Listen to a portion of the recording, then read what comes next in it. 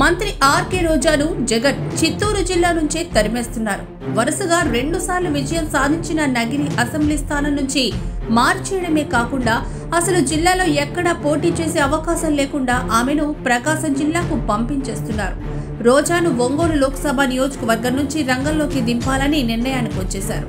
ఈ విషయాన్ని ప్రకాశం జిల్లా వైసీపీ శ్రేణులు చెప్తున్నాయి. రోజా ఒంగోలు లోక్సభ స్థానం నుంచి వైసీపీ అభ్యర్థిగా పోటీకి దింపాలని జగన్ నిర్ణయించినట్లుగా చెప్తున్నారు. ఇక ఈ సమాచారాన్ని స్వయంగా ఎంపీ విజయసాయిరెడ్డి ఇచ్చారని కూడా అంటున్నారు. ఈ నిర్ణయంతో జగన్ అటు చిత్తూరు నుంచి రోజాకు స్థానం లేకుండా చేయడమే కాకుండా ఒంగోలు సిట్టింగ్ ఎంపీ మాగుంట శ్రీనివాసులరెడ్డి విషయంలో తన నిర్ణయమే ఫైనల్ అని తేల్చి చెప్పినట్లుగా అవుతోంది.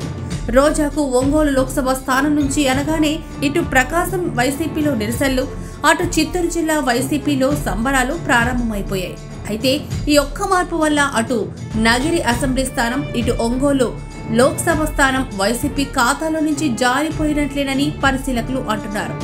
సీఎం జగన్ ఒంగోలు ఎంపీ స్థానాన్ని మాగుంటకి ఇచ్చేది లేదని గత కొంతకాలంగా స్పష్టంగా చెప్తున్న వైసీపీ నేతలు మాత్రం సెసేమిరా అంటూ వస్తున్నారు. ఇక అటు ఇప్పటికే ఒంగోలు అసెంబ్లీ స్థానం కన్ఫర్మ్ అయిన బాలినేని కూడా లోక్సభ స్థానం విషయంలో తన అసంతృప్తిని ఏమాత్రం దాచుకోకుండా బాహటంగానే వ్యక్తం చేస్తున్నారు. సరిగ్గా ఈ తరుణంలో జగన్ విజయసాయి ద్వారా ఒంగోలు ఎంపీ క్యాండిడేట్ రోజా అని ఆ జిల్లా నేతలకు సమాచారం అందించడంతో జిల్లా వ్యాప్తంగా పార్టీ శ్రేణుల్లో అసమ్మతి, అసంతృప్తి భగ్గుమంది.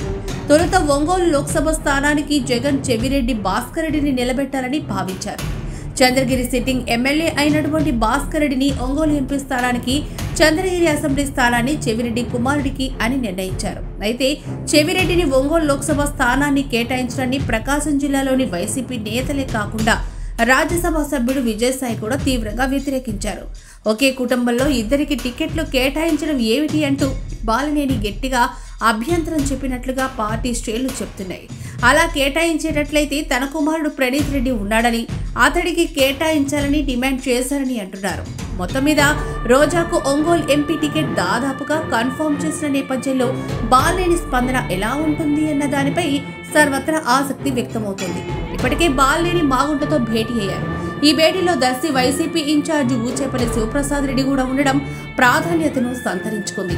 ఇక ఒంగోలు లోక్సభ నియోజకవర్గ పరిధిలోని అసెంబ్లీల సెగ్మెంట్లలో పోటీ చేయబోతున్న వైసీపీ అభ్యర్థులందరినీ కలుపుకొని మరో సీఎంతో భేటీ అవ్వాలంటూ బాలినేని భావిస్తున్నట్టు సమాచారం. మాగుంటకు ఒంగోలు ఎంపీ టికెట్ విషయంపై మరోసారి జగన్ను కోరాలని, అప్పటికే ఆయన వినకపోతే భవిష్యత్తు కార్యాచరణపై ఆలోచించాలని బాలినేని ఈ సందర్భంగా ప్రతిపాదించినట్లుగా చెప్తున్నారు. అయితే ఎవరి మాట వినని సీతయ్య లాంటి జగన్ తన నిర్ణయాన్ని పునరాలోచిస్తారా అన్నది అనుమానమేనని పరిశీలకులు అంటున్నారు. రోజాను ఒంగోలు ఎంపీ అభ్యర్థిగా ప్రకటిస్తూ నేడో రేపో ప్రకటన వెలువడే అవకాశం ఉందని చెప్తున్నారు. ఇక ఆ ప్రకటన వెలువడిన తర్వాత ఒంగోలు బాలినేని నిర్ణయం ఎలా ఉంటుంది అన్న దానిపై పార్టీ శ్రేణుల్లో చర్చ అయితే జరుగుతోంది.